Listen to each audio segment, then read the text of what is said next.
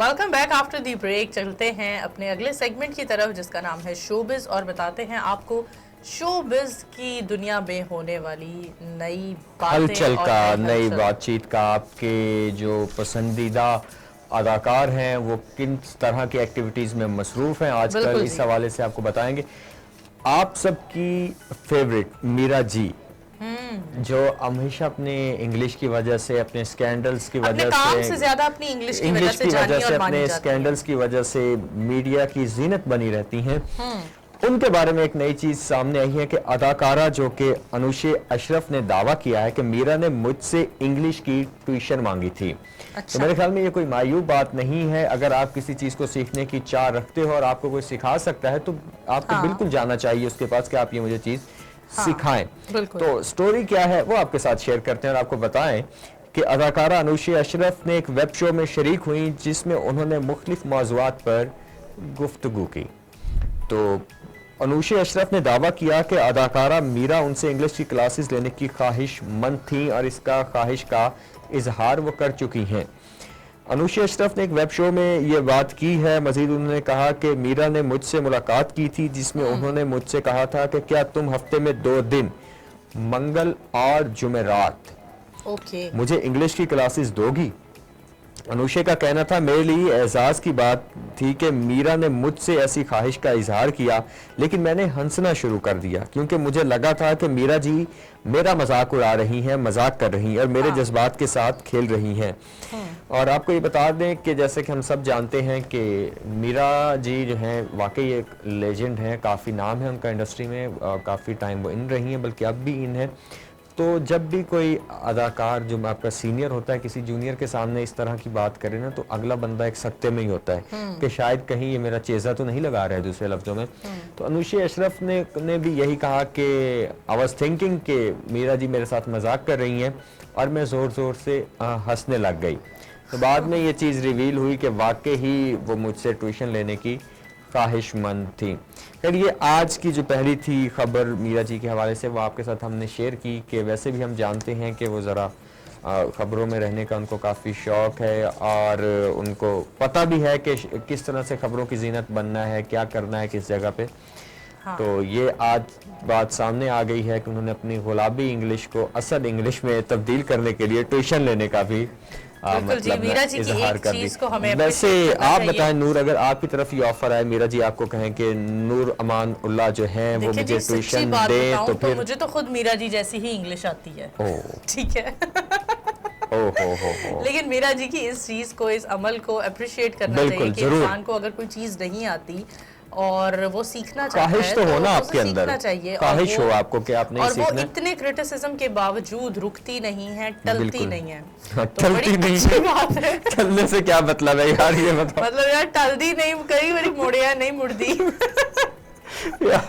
Like seriously एक तरफ उनकी तारीफें कर रही है और एंड पे क्या किया इन्होंने, टल्दी नहीं, मतलब टल्दी नहीं। मतलब यार, ये पीछा नहीं अच्छी छोड़ती चीज़ है, है। मतलब पीछे नहीं छोड़ती। ये अच्छी चीज है, इंसान जब तक अच्छी किसी चीज़ चीज है। को अच्छा, एक बात लेके सुनो। जिद्दी नहीं ना होता। अगर अपने मतलब मैट्रिक के बाद या मैट्रिक के दौरान अगर हम कहीं एकेडमी जाया करते थे ना, तो वहाँ टीचर्स की अक्सर औकात कोशिश हुआ करती थी, वो खुद भी बेचारे थके हारे आते थे, डबल ट्रिपल जॉब्स कर रहे, बिल्कुल। तो अक्सर उनकी कोशिश होती थी कि बस ये ऐसे ऐसे है तो करके ले आना। तो जो स्टूडेंट्स टलते नहीं थे, टाल देते थे, आज हम उन्हें देखते हैं वो कामयाब हैं। और जो आप जैसे टल जाते थे, हम जैसे जो टल जाते थे वो फिर आपके साथ वो बैठ के बहुत अच्छे कर रहे फिर हैं। टल ही जाते थे। हालांकि मैं बिल्कुल भी नहीं टलता था, मेरे में एक चीज होती थी, देखा बहुत ना, ज्यादा आप नहीं क्यूरियोसिटी। टलते थे ना, नूर अमान के साथ बैठ के शो कर देखा, रही, मैं टल जाती थी। मुझे इसलिए मेरे साथ बैठ के शो कर रही है, ये टल जाती थी इसलिए तो ये मजाक अपनी जगह, मजाक अपनी जगह पे, लेकिन जो मीरा जी की एक खासियत है वो टलती नहीं है, बाज नहीं आती हैं।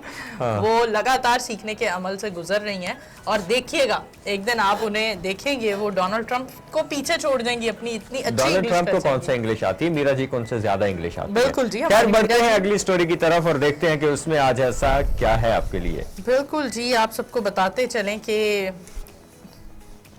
हम बात कर रहे हैं, बहुत हंसी मजाक की बात चल रही थी, लेकिन एक के बाद एक लेजेंड हमें इस दुनिया फ़ानी से कूच करता हुआ नजर आ रहा है। बहुत बड़े बड़े स्टार्स हम 2020 में हमने बहुत बड़े बड़े नाम खो दिए, 2021 में और अब 2022 में भी स्टार्ट से ही हमने स्टार्ट ही है अभी 2022 का, तो हमने म्यूजिक इंडस्ट्री के दो चमकते सितारे हम खो बैठे हैं। हम अब उनकी रोशनी से मतलब अब उस तरह से फैसिलिटेट नहीं हो सकेंगे उनके म्यूजिक से, उनके इल्म से, हम लोग उनसे महरूम हो चुके हैं।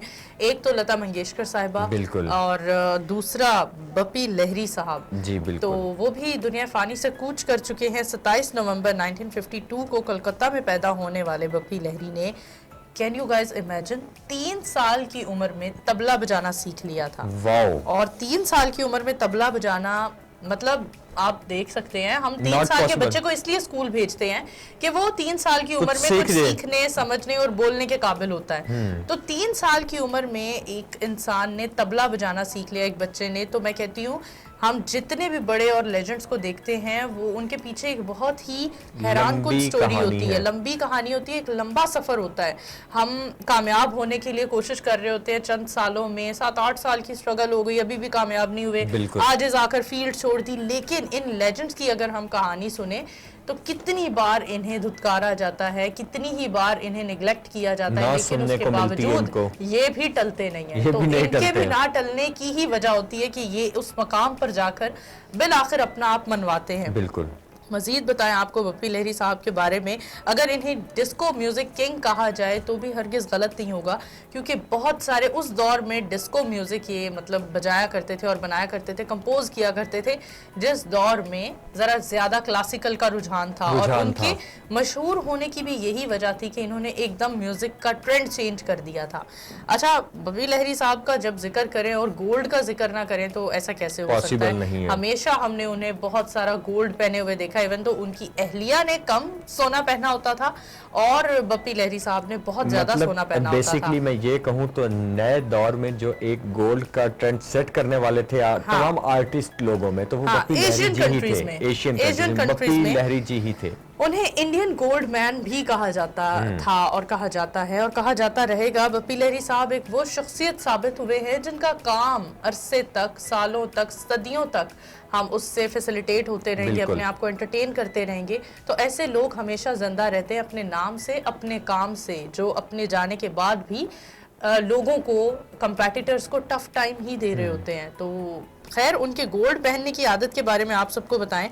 बप्पी लहरी साहब किससे मुतासिर होकर सोना पहना करते थे? तो बप्पी लहरी अमरीकी रॉक स्टार एल्विस प्रिस्ले के बहुत बड़े मदाह थे, जो अपनी परफॉर्मेंस के दौरान सोने की चेन पहनते थे। एल्विस प्रिस्ले को देखकर ही बप्पी लहरी ने फैसला किया कि वो भी अपना एक अलग इमेज बनाएंगे और इसीलिए उन्होंने सोना पहनना शुरू कर दिया, जिसकी वजह से इन्हें हिंदुस्तान का गोल्ड मैन भी कहा जाता था। बप्पी लहरी सोने को अपने लिए खुशकिस्मती की इलामत समझते थे। अच्छा, आज भी हमने काफी लोग इस चीज को मतलब समझते हैं। हाँ, इस चीज को हमने हाईलाइट किया कि एक शख्स जो सोना पहनता था और उसका यही मानना था कि सोना पहनना खुशकिस्मती की अलामत है, और बप्पी लहरी साहब भी उन्हीं में से एक थे जो सोना पहनने वालों को खुशकिस्मती की अलामत समझते थे। अच्छा, डिस्को डांसर गुलकार बप्पी लहरी बप्पी दा के नाम से भी जाने जाते हैं और बप्पी दा ने 2014 का लोकसभा इलेक्शन भी लड़ा था। नामजदगी के दौरान गुलकार ने अपने पास मौजूद असासों बेशमूल सोने और चांदी की तफसीलात बताई थी। इस दौरान उन्होंने बताया था कि इनके पास 752 ग्राम सोना है और 4.60 किलो चांदी है, जबकि उन्होंने ये तफसील 6 साल पहले दी थी। तो मुमकिना तौर पर अब तक इनके जेवरात की तादाद कुछ हद तक बढ़ ही चुकी होगी। लाख रुपए से ज्यादा का सोना पहनना, मतलब 80 लाख रुपए से ज्यादा का सोना पहनना, 80 लाख मतलब हर वक्त वो 80 लाख से ज्यादा सोना पहने घूमते मतलब पाकिस्तान के 1,60,70 लाख रुपए। हाँ, बप्पी लहरी के पास बहुत ज़्यादा सोना था और इस वक्त पाकिस्तान में भी बप्पी लहरी साहब के बेशुमार मदाह मौजूद हैं जो उनकी वफ़ात पर बहुत ज़्यादा परेशान हैं, अफसरदा हैं और रहती दुनिया तक ऐसे लोगों का नाम रहता है, क्योंकि एक हैरान कुन आज हमने बात की कि 3 साल की उम्र में उन्होंने तबला बजाना सीखा और किस उम्र में जब बच्चे छनकना बजा रहे होते हैं, लाइक बप्पी लहरी साहब तो छनकना भी सुर में बजाते होंगे। हाँ, तो जी बड़ी जबरदस्त बात है और ऐसे लोगों से हमें सीखना चाहिए। बिल्कुल। और इसी सीख के साथ उम्मीद करती हूँ आज का हमारा मॉर्निंग शो आप सबने एज यूजुअल बहुत पसंद किया होगा। बिल्कुल। इसी सीख के साथ क्या कहते हैं अहमद, इख्तिताम की तरफ चले और इजाजत ले लें अपने व्यूवर्स से। जी बिल्कुल, इख्तिताम की तरफ चलते हैं। इंशाल्लाह मंडे को आपसे मुलाकात होगी सुबह 9 बजे और तब तक उम्मीद है कि आप लोग हमें बहुत ज़्यादा मिस करेंगे। तो अपने दोनों मेज़बानों को दीजिए इजाज़त। अल्लाह हाफिज़।